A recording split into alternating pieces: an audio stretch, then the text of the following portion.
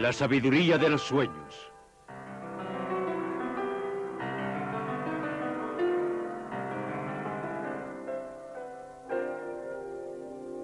Hubo una vez un hombre que vivía en las montañas. Dedicó su vida a soñar y a investigar sus propios sueños y los de los demás. Era un psiquiatra que hablaba del alma, un científico y un erudito. Un hombre empeñado en encontrar un significado a nuestra vida cotidiana. Sus sueños han alterado nuestras concepciones. Se llamaba Carl Gustav Jung. Un mundo de sueños. Tercera parte. Escribió la primera introducción al budismo zen. Emprendió el estudio de la mitología griega. Bueno, quizá no tanto, pero al menos la sacó a colación. Ya saben, los dioses y diosas, los mitos. Le interesaban los indios americanos. Fue a visitarlos. Le interesaba la sincronicidad. Le interesaba la astrología. Estudió todos estos temas y tenía muchas cosas interesantes que decir sobre cada uno de ellos. ¿Cuál es el valor de tus sueños en el mundo cotidiano? ¿Cuál es el valor de tus fantasías en el mundo cotidiano? Son enormemente importantes, al igual que la conciencia de ser una masa de complejos. Jung nos dio todo eso. Hoy en día es un tópico hablar del sentido de la vida o de si algo tiene sentido o no.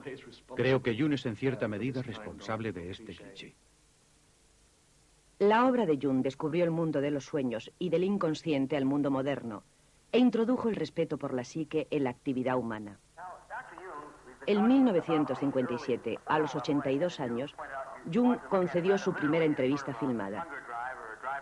Sus ideas trataban de cuestiones universales, desde el amor, el matrimonio y las relaciones personales, hasta las hostilidades internacionales. Es característico que Jung expresara sus ideas políticas en términos de la psique.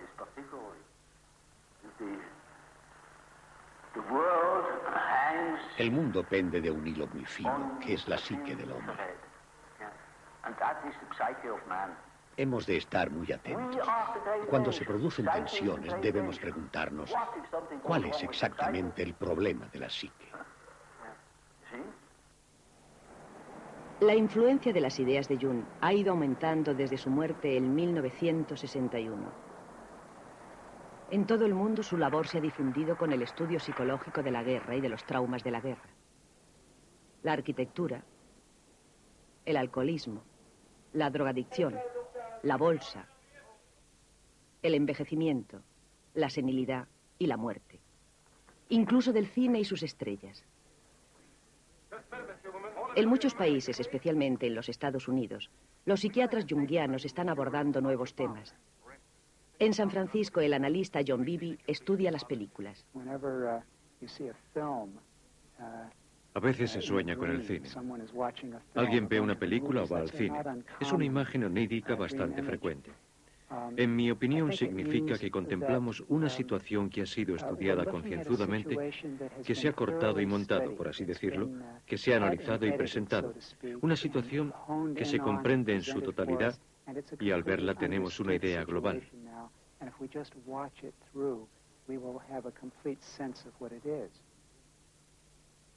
En una recopilación de una serie de sus seminarios sobre los sueños, el propio Jung hablaba de la vitalidad psicológica del cine.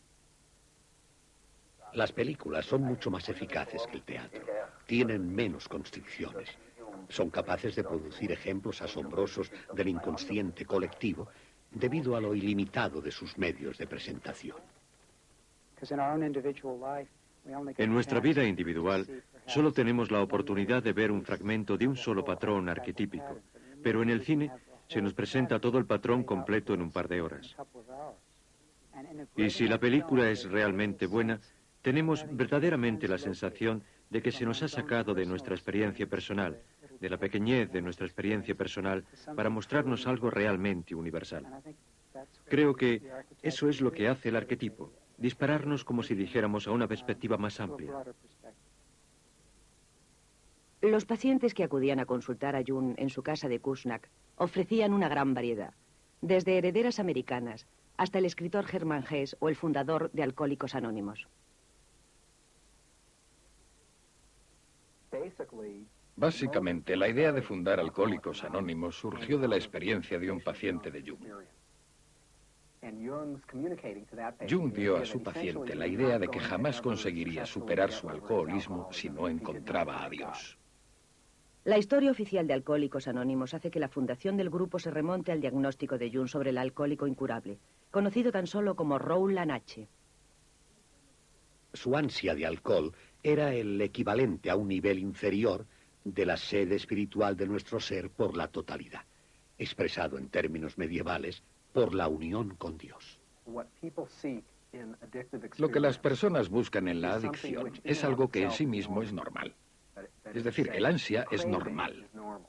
El ansia por un tipo de felicidad, por lo extraordinario en cierto sentido, por el heroísmo, por la desaparición del dolor y, subyacente a todo ello, el ansia última y más poderosa, la búsqueda de un significado. El doctor Satinover ha fundado una clínica especializada en senilidad y la enfermedad de Alzheimer y en la adicción a las drogas y el alcohol.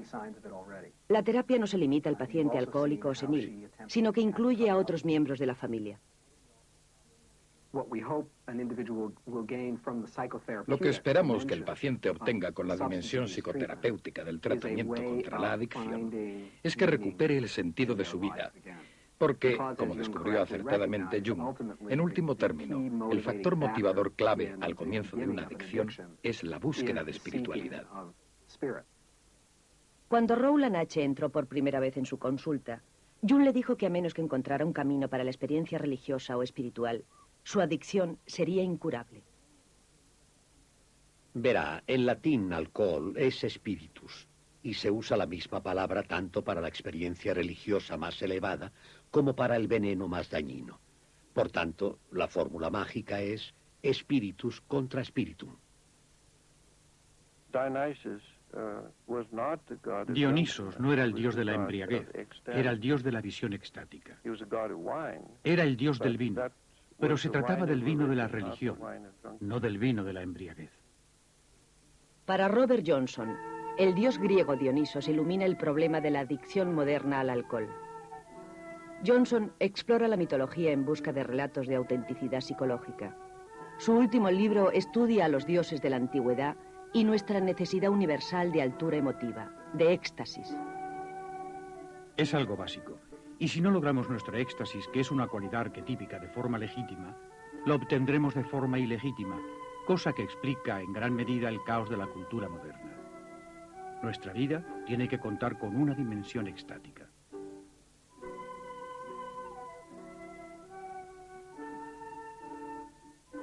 En todas las culturas antiguas, las cumbres de las montañas y el cielo han sido señalados como el lugar de los dioses. Moisés recibió los 10 mandamientos de su Dios en la cima de una montaña. Los dioses griegos vivían en el Olimpo. Los indios pueblo vivían cerca de su gran padre el Sol, en la meseta de Nuevo México, a 2000 metros de altura. La metáfora de la altura se aplicaba a un estado mental. Es universal. Y cuando una persona busca la sensación de ingravidez por medio de drogas, la implicación es que no se sienten elevados habitualmente. Pero la época moderna ha conquistado todas las alturas e incluso invadido el cielo. Jung se desesperaba. Los dioses se han convertido en enfermedades. Zeus ya no gobierna el Olimpo, sino más bien el plexo solar, y produce curiosos especímenes para la consulta de los médicos o altera la mente de políticos y periodistas que liberan inconscientemente epidemias psíquicas sobre el mundo. Eso era Dios para el doctor. Él decía, cuando desmantelamos el Olimpo convertimos a los dioses en síntomas. Y repito lo que había dicho hace un momento. Si no logramos obtener legítimamente un rasgo arquetípico, acabará saliendo a relucir bajo una forma sintomática incontrolable.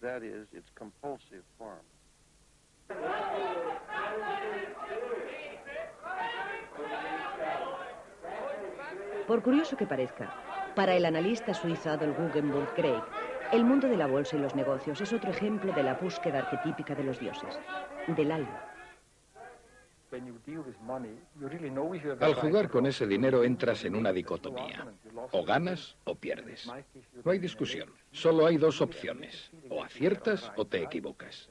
Y la victoria proporciona una sensación casi religiosa. La de que has acertado. La de que estabas tan cerca de los dioses que has ganado. Los especuladores no tratan el dinero como algo con lo que comprar cosas. No especulan porque quieran comprar más oro o más tierras. En mi opinión, si especulan es porque creen que podrán encontrar la esencia de la vida poseyendo más y más dinero. El mundo de los negocios sigue siendo un mundo de hombres. Jung pensaba que los valores masculinos patriarcales han producido una cultura que descuida el alma y la influencia equilibradora de la psique femenina. Jung intuited an imbalance in Western culture. Jung intuyó que en Occidente existía un desequilibrio en favor de una faceta de funcionamiento psicológico y comportamental, en favor del análisis, de la lógica, de los logros exteriores, de la jerarquía social, etc., se preguntaba, ¿qué ha sido de la otra cara?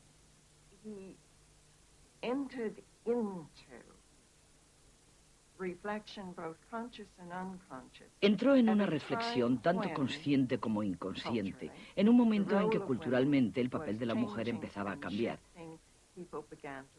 La gente empezaba a protestar, querían el voto, etc. Así pues, contribuyó a lo que se ha convertido en todo un movimiento de nuestra época. Creo que lo femenino se opone a la organización, por ejemplo, a la religión organizada. Se opone a la jerarquía, por ejemplo, a las clases sociales. Se opone a una dependencia excesiva de la lógica y la racionalidad, de forma que las ciencias estrictas se ven desafiadas. Se opone a una dependencia excesiva de la tecnología, y así impulsa las cuestiones sobre la naturaleza y el interés por el entorno y la ecología.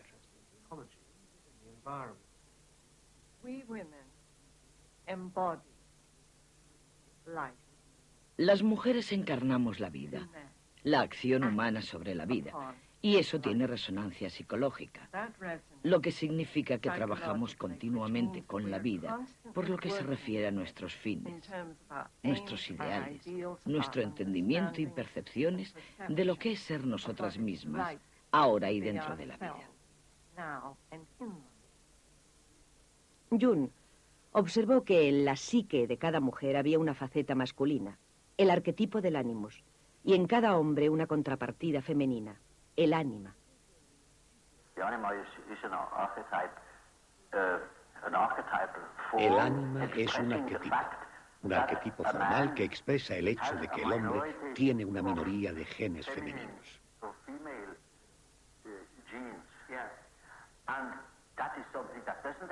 Es algo que no desaparece.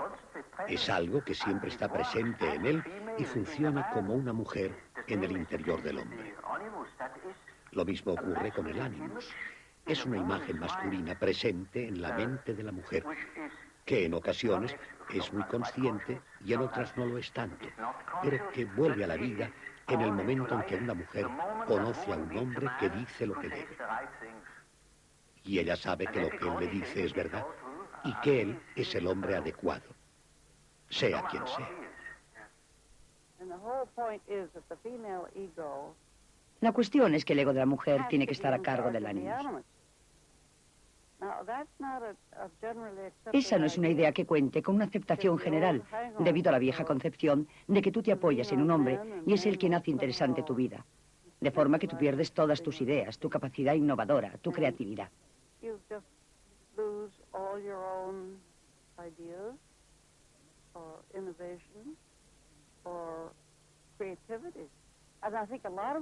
Creo que muchas mujeres tienen miedo a ser quienes son y hacer lo que es importante para ellas.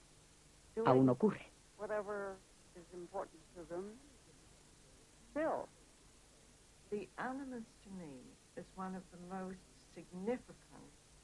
Para mí el animus es uno de los conceptos más significativos surgidos en la psicología junguiana.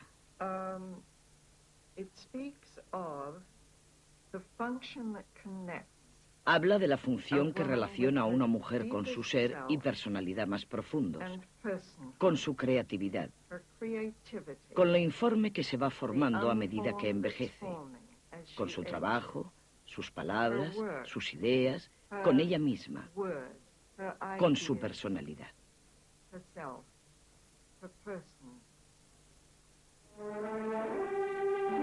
Encadenados.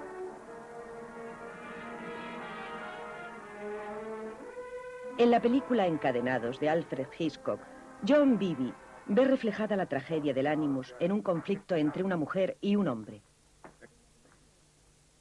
Un momento, señorita Huberman, quieta, solo una foto. Señorita Huberman, haga unas declaraciones sobre su padre. Por ejemplo, ¿cree que su padre ha recibido su merecido? ¿Podemos escribir que se alegra de que su padre pagara por ser un agente alemán? Observen cómo esa mujer es acosada por una serie de hombres. Todos los fotógrafos son hombres. Todos los que le hacen preguntas son hombres. De forma que inmediatamente tienes la imagen de una mujer en una posición vulnerable, acosada por un grupo, por una serie de hombres. Esa es la imagen perfecta de lo que Jung quiere definir con la palabra ánimos. El modo en que el ánimos ataca a la mujer de un modo simbolizado a menudo por medio de múltiples figuras o una muchedumbre. Y la forma en que envuelve a la mujer y la juzga. La cámara está en la parte inferior izquierda de la pantalla y poco a poco nos damos cuenta de que en la esquina inferior izquierda hay ahora un hombre, cuyo punto de vista compartimos. Es una figura oscura, desconocida. Ella se siente medio atraída, medio intimidada por él.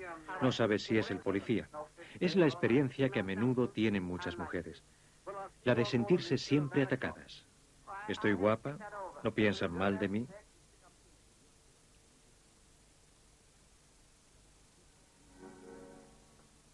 La cámara se mueve y por fin él se convierte en un personaje por derecho propio. Es nada menos que Cary Grant.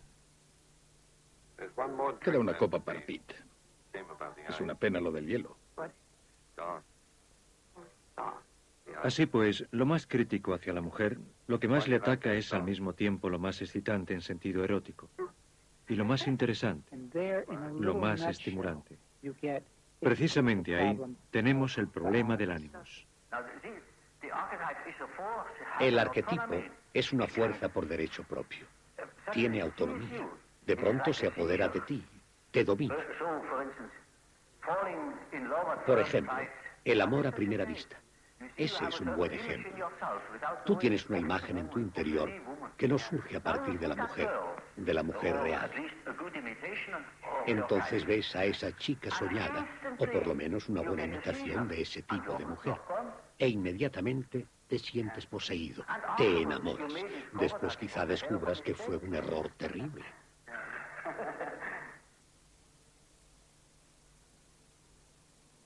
Los conceptos de animus y ánima surgieron en Jung a partir de la observación de la realidad psicológica y la vida de sus pacientes y le ayudaron a comprender tanto los dolores como las alegrías de las relaciones humanas.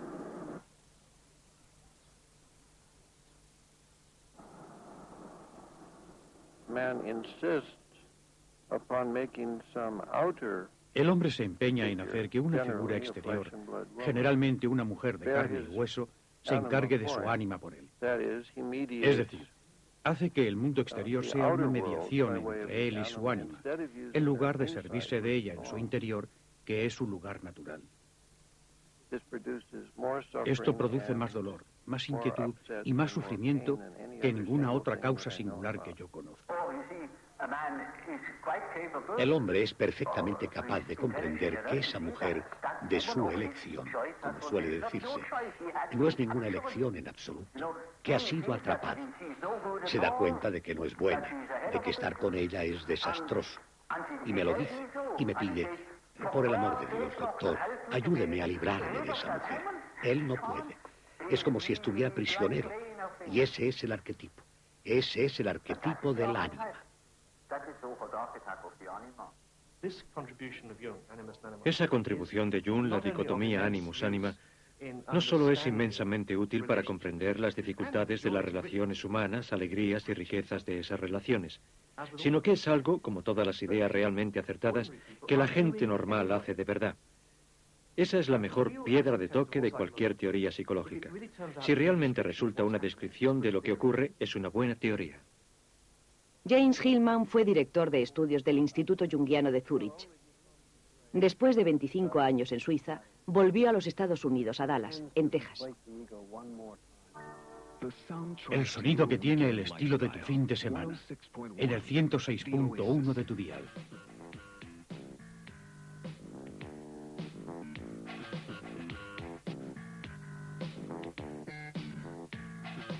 Hillman analiza los sueños de sus pacientes, pero también ve imágenes de la psique en la arquitectura de la ciudad y en la estructura y la atmósfera del paisaje urbano. La ciudad moderna no está construida para la gente, sino para los negocios. Tú llegas del extrarradio, metes tu coche en un aparcamiento subterráneo y no necesitas salir a la calle. Llamas al ascensor y ya está.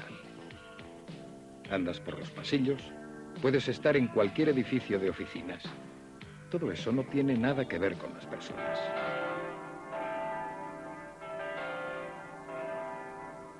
Lo que ocurre con Dallas, lo que ocurre con la psique en todo el mundo, es que cada lugar tiene una psique propia, y esa psique habla por medio de lo que se muestra. ¿Qué vemos en ese edificio? ¿Cómo se nos muestra ese edificio? Veamos, no hay necesidad de puertas de entrada al nivel de la calle. Está todo recubierto de paneles. ¿Qué significa que un edificio sea liso, desnudo, longilíneo, que se eleve al cielo y esté abierto a un atrio interior? Es un edificio anoréxico. ¿Qué nos dicen las gafas de espejo? Evidentemente con ellas no puedes ver el alma de una persona ni sus ojos. Envían un mensaje paranoico. Yo te veo a ti, pero tú no me ves a mí. En edificios distintos se sienten cosas distintas, pero no es solo eso. Es también la forma en que se organiza el espacio. La luz cae directamente sobre ti, sin dejar sombra. Las ventanas no se pueden abrir. Estás en una pequeña nevera. Claro que tiene que haber enfermedades dentro de las oficinas y crisis psicológicas que no puedes alejar simplemente yendo al psiquiatra una vez a la semana.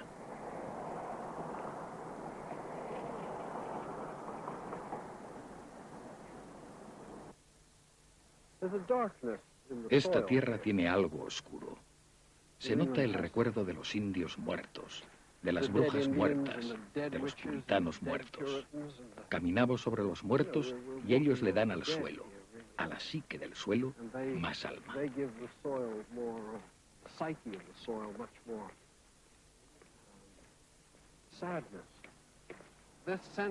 Esa sensación de que esta tierra ha empapado sangre le da profundidad, le da alma al lugar. La atmósfera está en el paisaje, no solo en tus ojos, sino también en el paisaje. Luego cada lugar tiene un alma, y parte de ella consiste en la historia de ese paisaje.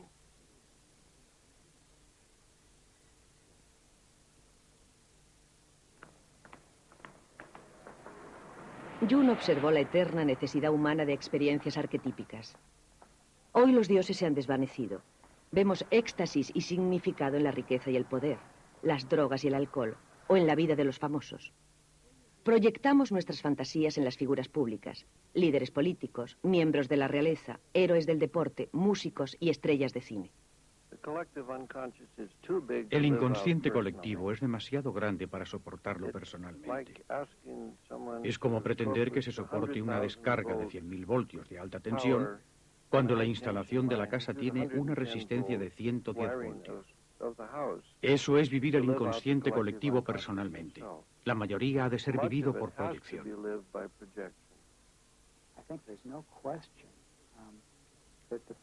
Creo que es indudable que la persona en cuestión puede acabar muy desconcertada por la imagen arquetípica que se proyecta, y eso es desconcertante tanto para el público como para el personaje. El ejemplo más famoso es Marilyn Monroe. Aparentemente, en un sueño que le contó a alguien, y que ese alguien escribió, estaba desnuda de pie en una iglesia y entraba todo tipo de gente para adorarla.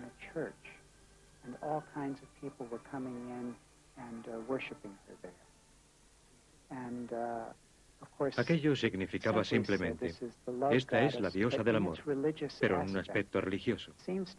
Y me da la sensación de que su educación, su conciencia y la situación que vivió en sus primeros años de infancia no le habían dado un ego, una personalidad lo suficientemente fuerte como para enfrentarse a una imagen arquetípica de ese calibre y criticarla, y a la vez decir, es como si en cierto sentido mi imagen fuera tremendamente importante para la gente y tuviera significación religiosa.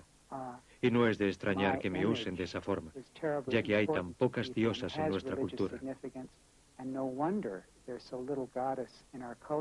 En esos casos la imagen devora a la persona.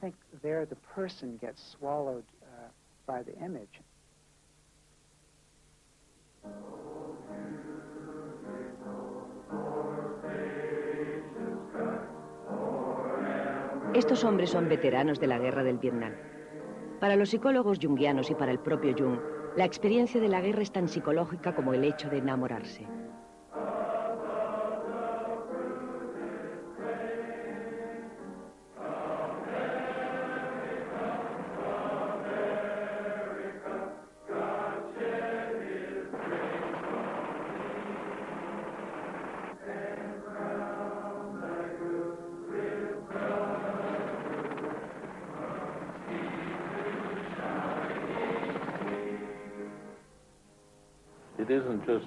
No existen solo el bien o solo el mal.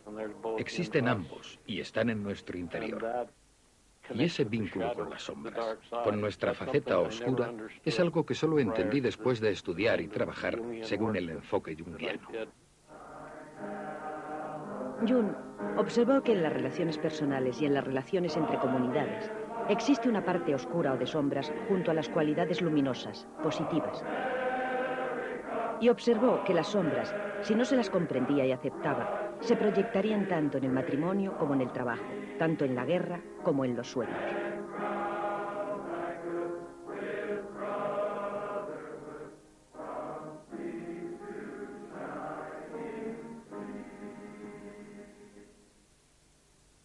Las decenas de miles de jóvenes americanos que fueron reclutados para la guerra del Vietnam no lograron la victoria. Las heridas psicológicas que sufrieron no han curado todavía. La experiencia de la guerra del Vietnam no es distinta de la experiencia de cualquier otra guerra. No la llamábamos guerra, sino conflicto. Fue como una intervención policial. Nos enfrentábamos a un enemigo que era, por así decir, un cuerpo extraño. Queríamos exterminarlo. Aquello tuvo como consecuencia el que pudiéramos negar la existencia de esos hombres que fueron tan heroicos como cualquier soldado en cualquier guerra y proyectar nuestra sombra. Les llamamos perdedores, drogadictos, asesinos de niños, todo lo que despreciábamos. Harry Wilmar trabaja con veteranos del Vietnam en Texas. Aunque han transcurrido 20 años, muchos veteranos siguen cargando con el peso de la derrota militar y la culpabilidad de los horrores de la guerra. Soportan la imagen de la derrota, de la destrucción, de la oscuridad, de la violencia, incluso del mal que se encuentra en todos nosotros. Cuando estos hombres volvieron a casa, nadie les aceptaba. Nadie quería oír lo que tenían que decir.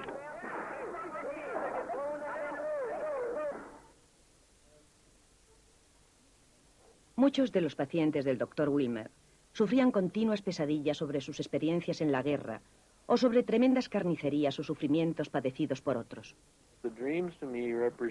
Para mí los sueños representan la única historia incontaminada que tenemos de la guerra. Es como si la estuviera presenciando en este mismo momento. Jung hablaba de la realidad de la psique. Esto era como si yo tuviera el privilegio, el doloroso privilegio, de estar presente en la guerra del Vietnam. Esta es la historia de uno de estos sueños. Es el sueño de Bill, que había perdido una pierna al explotarle una mina enterrada. Soñó lo mismo varias veces a la semana durante varios años. Nadie le escuchó. El sueño es, estaban en una misión de castigo. pasaban por un poblado amigo. Había un bebé llorando en un chamizo, una choza nativa. No había nadie más. Y cuando Bill entró y vio al niño, el capitán le gritó desde fuera: ¡No lo cojas, no lo cojas! Pero él no le oyó. Fue hasta donde estaba el bebé, lo cogió y el bebé explotó.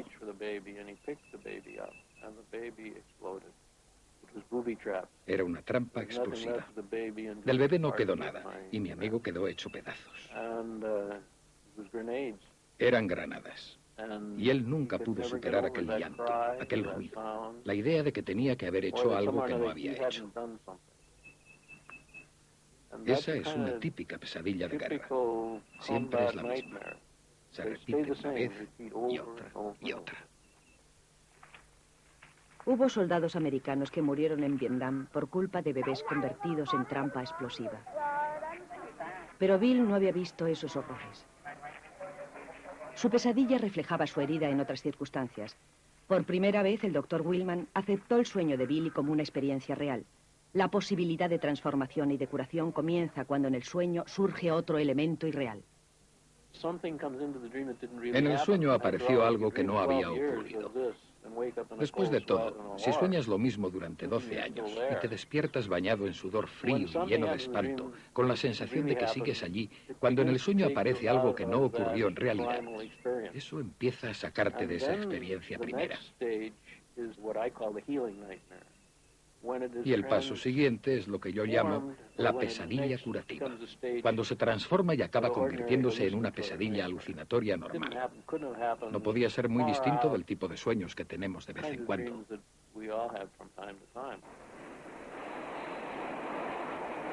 La pesadilla curativa permite que la psique pase de los horrores de la guerra a los procesos normales del subconsciente.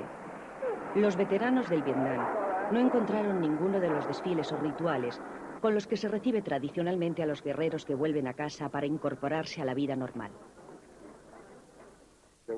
No hubo recibimiento, no hubo rituales.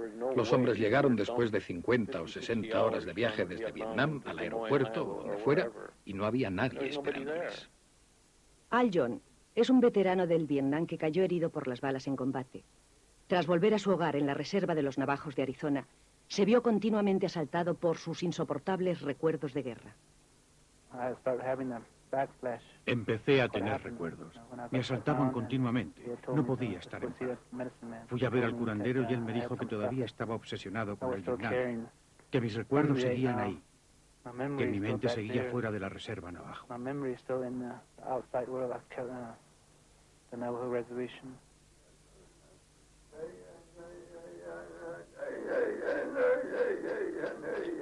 Los curanderos navajo llevan a cabo rituales mágicos para curar enfermedades psíquicas o psicológicas y para enfatizar momentos cruciales de la vida de los miembros de su tribu.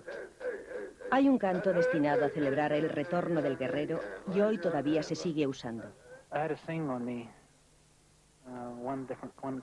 Me cantó un canto especial llamado El guerrero navajo luchó 7 semanas.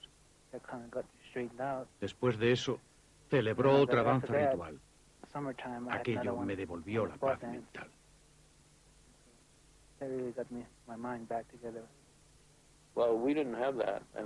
Nosotros no tenemos eso y lo necesitamos. Los indios y otras muchas culturas tienen formas de tratar estos problemas y nosotros debemos aprender de ellos.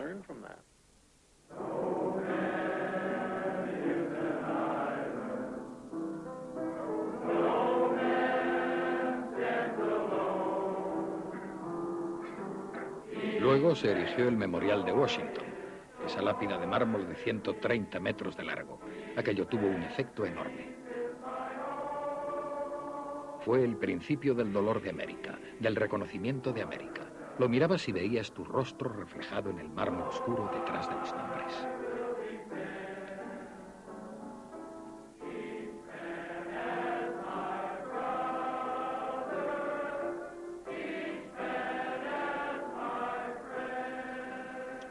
El ritual navajo tiene cantos, y los veteranos del Vietnam también cantan para rehabilitarse dentro de su cultura.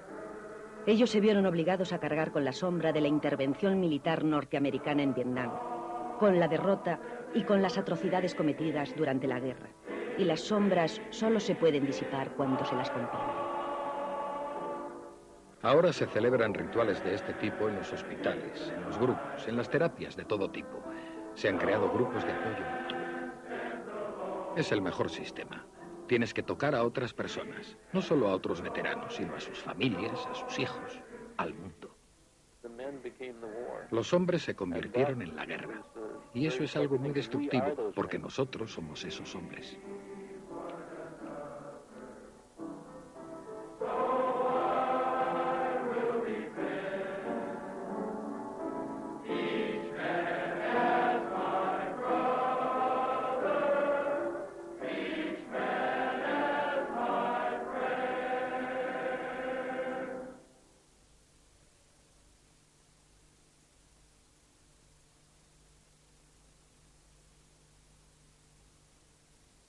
Al igual que Jung jugaba con los sueños que surgían del inconsciente de sus pacientes, así el juego con la arena ofrece espacio y libertad para que el inconsciente se exprese en imágenes concretas.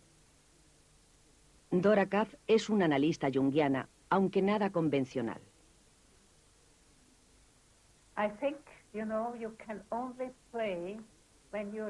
Creo que solo puedes jugar cuando eres totalmente libre. Tienes que ser totalmente libre por dentro. Lo que dijo Jung de que la psique tiene tendencia a curar se muestra realmente en los cuadros de arena, porque esta tendencia a curar consigue tomar el mando en cierto sentido si se le da este espacio libre y protector.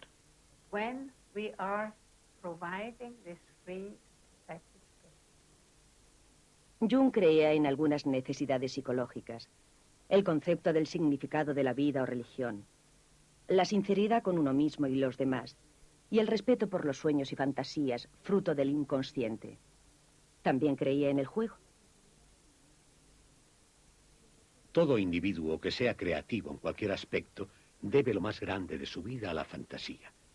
El principio dinámico de la fantasía es el juego, también característico del niño, y como tal, resulta contradictorio con el concepto de trabajo serio. Es insensato tratar a la fantasía, debido a su naturaleza arriesgada o imprevisible, como algo de poco valor.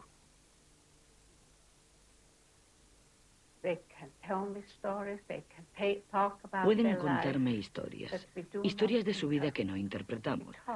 Porque he observado que cuando empezamos con esto de los juegos, con arena, se ve una especie de proceso que conduce a las capas interiores de la personalidad.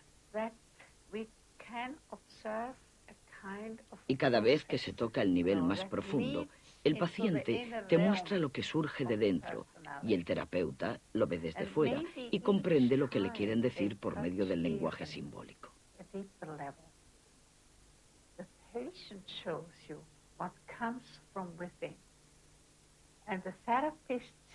From outside and understands what he wants to tell you through the symbolic language. We would say that the people who Podríamos decir que la gente que juega aquí entra también en el ámbito del inconsciente colectivo. El inconsciente colectivo significa que eso tiene sentido para todo el mundo, que hay unos símbolos que tienen sentido no solo para los suizos, sino también para los ingleses o para un continente distinto.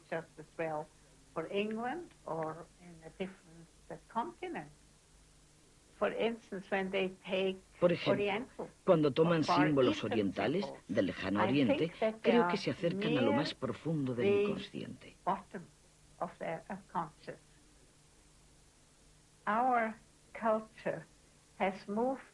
Nuestra cultura se ha alejado de la vida instintiva y por eso aquí tenemos expuestos varios tipos de animales. Por ejemplo, animales salvajes. Y eso para el paciente puede indicar que no ha estado en contacto con su instinto. En los cuadros de arena de un paciente, Dora Kaff observa los poderes transformadores de la psique, que también se pueden ver en el análisis de los sueños. Este joven no sabía qué hacer con su vida, pero después de una serie de sesiones jugando con la arena, algo cambió repentinamente y llegó a una decisión positiva.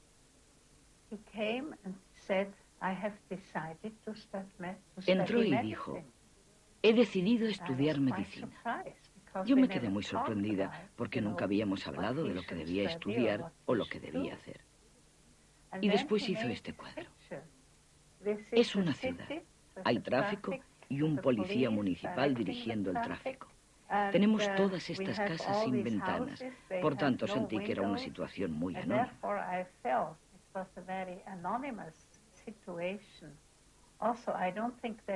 Tampoco pienso que estas personas presten ninguna atención a los que se encuentran por la calle. Luego está el cemento del suelo, y rompiendo ese cemento surge una hermosa flor.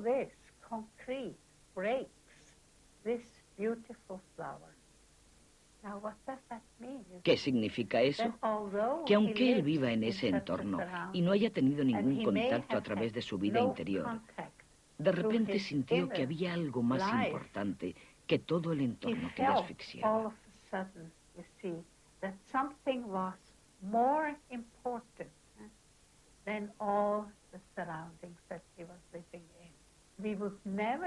Nunca habríamos imaginado que una rosa blanca podía surgir rompiendo el cemento.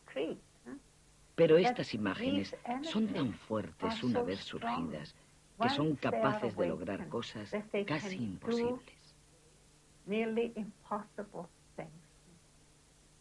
Los seguidores de Jung con edad suficiente para haberle conocido bien están ahora en los últimos años de su vida. La labor de Jung comenzó con el estudio de su propia vida interior. Y para estos analistas, la llegada de la vejez y la proximidad de la muerte ofrece una oportunidad para ver qué tiene que decir el subconsciente al respecto. Cuando uno se prepara para la muerte, que es lo que yo he estado haciendo durante estos últimos 10 años, suena lúgubre, pero a mi edad no lo es. He tenido una vida increíblemente rica y, como ella ha dicho, yo llamo a Dios Elwood. Y si decidiera llevarme mañana por la noche, escribiría: querido Elwood, gracias, yo. Eso es lo que yo siento. El doctor Adolf Guggenmuth Craig, un analista de Zúrich, ha publicado recientemente un libro titulado Viejos locos.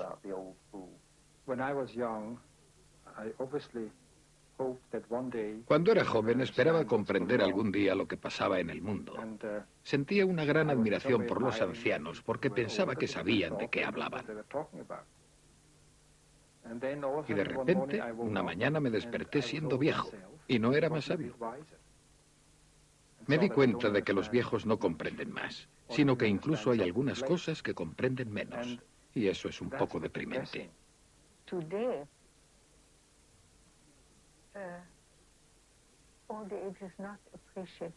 Hoy no se aprecia demasiado la vejez.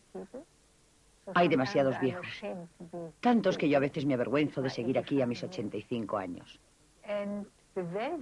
Y el valor que le da la gente a la vejez es que les hace sentirse jóvenes. Por contraste, les hace sentirse útiles. Se somete a estos pobres ancianos a una tensión tremenda. No solo tienen que parecer más jóvenes, sino que tienen que ser más expertos, más inteligentes, etc. Creo que es un insulto decirle a un anciano: pareces más joven. ¿Qué clase de señora de 85 años querría ser? Yo quiero sentirme tal y como me siento. Estoy satisfecha. No quiero ser distinta, ¿no?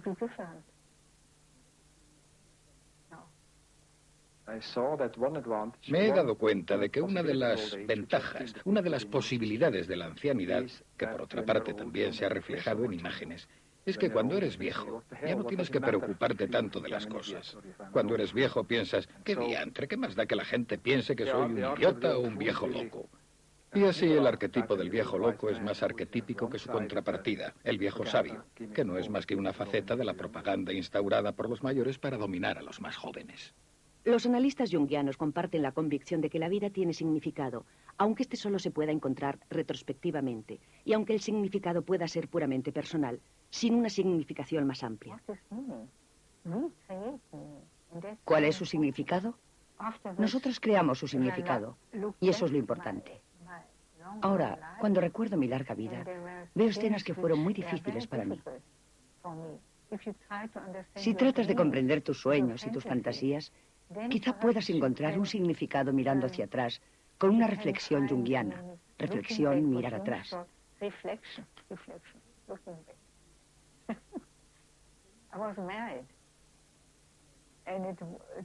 Yo me casé cuando era muy joven. Tenía 20 o 21 años. No duró mucho, así que nos divorciamos y yo pensé, ¿qué puede significar esto? Es ridículo. Los estudiantes que se casan y se marchan de casa.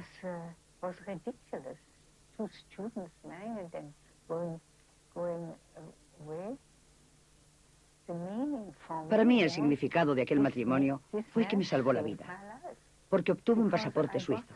Él era suizo y pude ir a Suiza y conocer a Jung.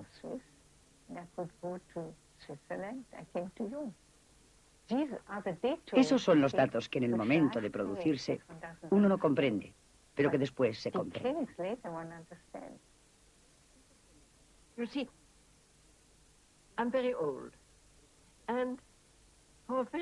Mire, yo soy muy vieja y durante muchísimos años no me sentí vieja. Pensaba que a los 85, 86 u 89 años uno podía seguir haciendo más o menos las mismas cosas que hacía a los 60 o 70 años. Entonces no presté atención a Jung, porque a veces me sorprendía mucho que Jung, a los 60 y muchos o a los 70, dijera que no hacía esto o lo otro, porque era demasiado viejo.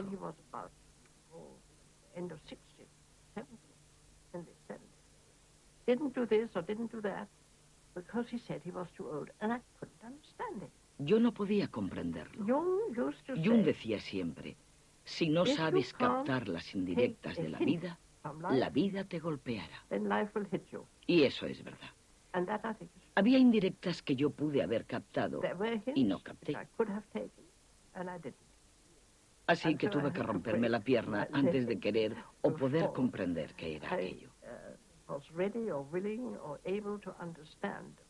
En concreto, sentí casi una especie de alivio por poder ser vieja, porque se me permitiera ser vieja. Fue una experiencia extraordinaria.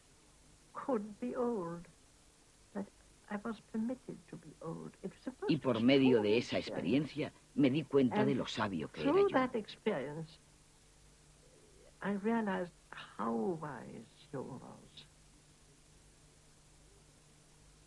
A medida que el propio Jung iba envejeciendo, pasaba más tiempo en su torre de Bollingen, donde se sentía impulsado a pensar, escribir y recordar, a grabar, a soñar y quizá más que nada, simplemente a jugar. En su niñez, los sueños y fantasías habían dado a Jung sus primeros atisbos del inconsciente. Para este hombre notable, mitad campesino suizo y mitad intelectual de prestigio mundial, el juego implicaba imágenes y significados tan reales como el mundo concreto que le rodeaba.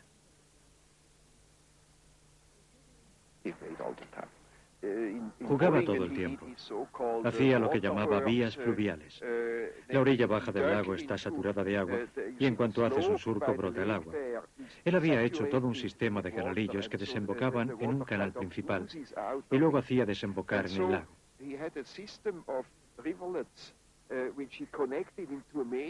Cuando yo era pequeño, con unos 8 años, le ayudaba.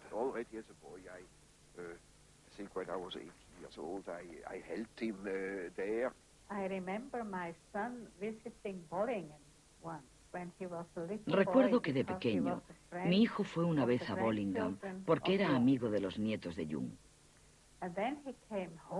Cuando volvió a casa me dijo, mamá, había un señor mayor y, ¿sabes? Hacía ríos pequeñitos en la tierra. Estaban jugando cerca del lago y tenía curiosidad por saber por qué hacía eso. Sabemos que toda idea valiosa, toda labor creativa, es fruto de la imaginación y tiene su origen en lo que se ha dado en llamar fantasía infantil. Sin ese juego con la fantasía no ha surgido aún ninguna labor creativa. La deuda que tenemos con los juegos de la imaginación es inconmensurable. No debemos olvidar que solo en la imaginación se encuentra la más alta dimensión del hombre.